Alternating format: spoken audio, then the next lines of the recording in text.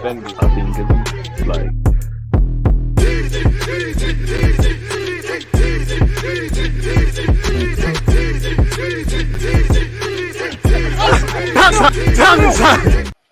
People deluded, I'm back again. Thank you very much for tuning back in. Don't forget to hit the like button, people. Comment any thoughts at any point in this video, people. And obviously, don't forget to subscribe as well. Now, as we know, it's transfer season. Specifically, let's see what the window has rustled up for us Arsenal fans, or better yet, the rumours. Now, Thomas Partey has been linked with a move away for the last few weeks. Probably got a lot more aggressive in the last 24 to 48 to 72 hours, courtesy a 90-minute. And specifically the authors Jamie Spencer and Graham Bailey. Allegedly, Arsenal give Thomas Partey permission to explore Saudi Arabia transfer.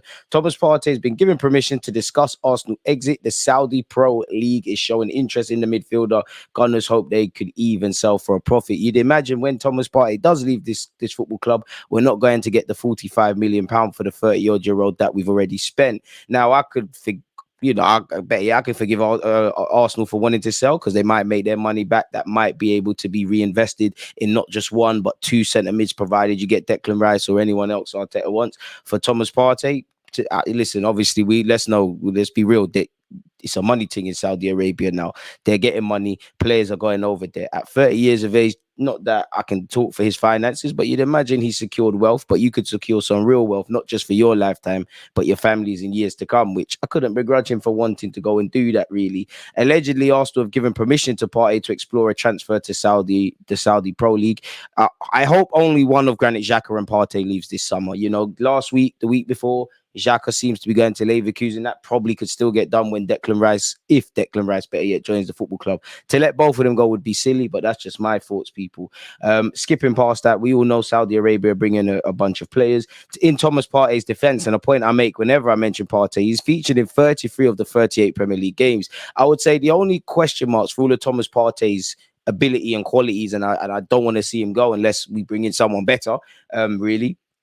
Two things kind of go against him. It's that you're never quite confident with him staying fit for the majority of the season. And Thomas Partey, a lot of the time, is good. And then there's a couple, probably a handful, 5 odd games a season where it's the Thomas Partey show in his own role. And you want to see that from him a lot more, really and truly. He's contracted until 2025. So the conversation has been had, or has been done, or needs to be had about renewing his contract, people. I'm not too sure. Apparently, we're already seeking to evolve a young, promising squad and are open to letting the 30-year-old go, people. 90-minute understands that the appeal of Partey heading to Saudi Arabia on a permanent transfer rather than staying in Europe is that the Gunners are hopeful of potentially even turning a profit by selling him for in excess of 45 million.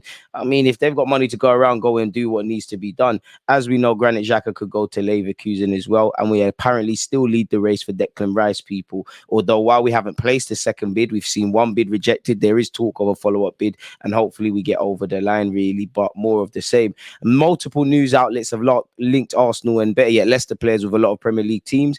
Arsenal have been linked with Harvey Barnes, who, you know, if you believe reports, Spurs tried to bid 50 million for both James Maddison and Harvey Barnes, which taking the mick a bit. Apparently, Arsenal are keeping tabs on a relegated Leicester star in Harvey Barnes after Tottenham failed to make a bid. People, Harvey Barnes wouldn't be my first choice, but he definitely wouldn't be the worst. I think there's a lot of qualities you could add to the squad. He got 13 goals and 3 assists in 40 appearances last season, people, and that's just gone. Spurs apparently are looking at the 25-year-old in Barnes, and the same could be said for James Maddison, people. So we'll have to see. I mean, Arsenal, clearly, you know, the focus is on central midfield. But if we address not just centre midfield, several other areas, maybe a winger might be on the agenda. So Harvey Barnes obviously playing in that position, being English and Leicester being relegated, could be things to consider.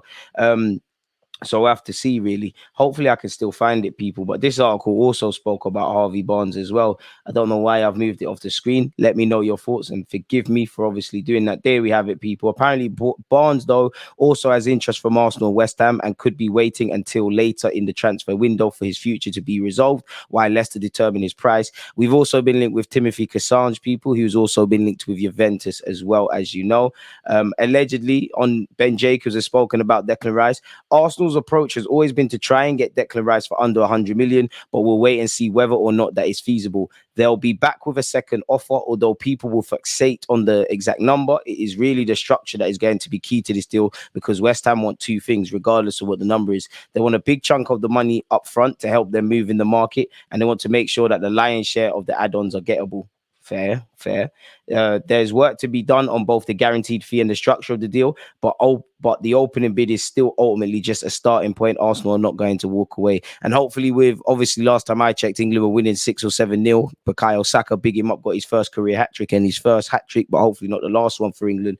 You'd imagine not just him, but several players. You know, Maddison's involved with England and probably won't be at Leicester in the summer, or something's wrong. Now that the international period is drawing to a close, maybe the transfer specifically for Declan Rice to Arsenal and any other transfers that concern anyone that's currently on tour with their country can start to take shape. So we'll have to see, people. On Kai Havertz, Romano has said there is hope around sources close to the deal that they can get it done this week after the international break to complete the agreement. Arsenal will bid again. Chelsea wanted 75 million, but they'll be flexible. Havertz has an agreement with Arsenal personal terms, so now it's about Chelsea and Arsenal to agree on the fee, but this is going very well at the moment, so we'll have to monitor that one closely, folks, really and truly. Spare a thought for Fabio Vieira, who has had to withdraw from the Portugal under-21 squad, people.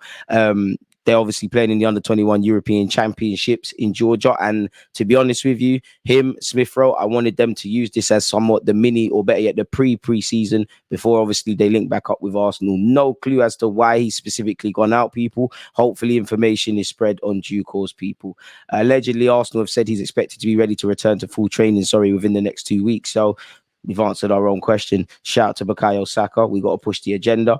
90-minute Sport has done some sort of roundup on the transfers that we've been linked with. Apparently, Brighton are to join the race for Galatasaray Sasha Boy, and apparently have placed a higher bid for the right back than us. We're still looking at Lavia, and this article, courtesy of Romano, says he shares the same agent as Bukayo Saka. Obviously, we're willing to let Partey go. PSG were linked with Mikel Arteta to the point where you heard initial talks went through, but it looks like Luis Enrique, fellow Spaniard, will be going over them sides, people. And we've just spoken about Havertz. So you'll be pressed to find other players away from that. Gundogan has spoken on his future and said, no decision has been made yet. I'm still in the process to decide my future. There was contact with Dortmund, but it was never close, as the return to Bundesliga is not part of my plans, folks.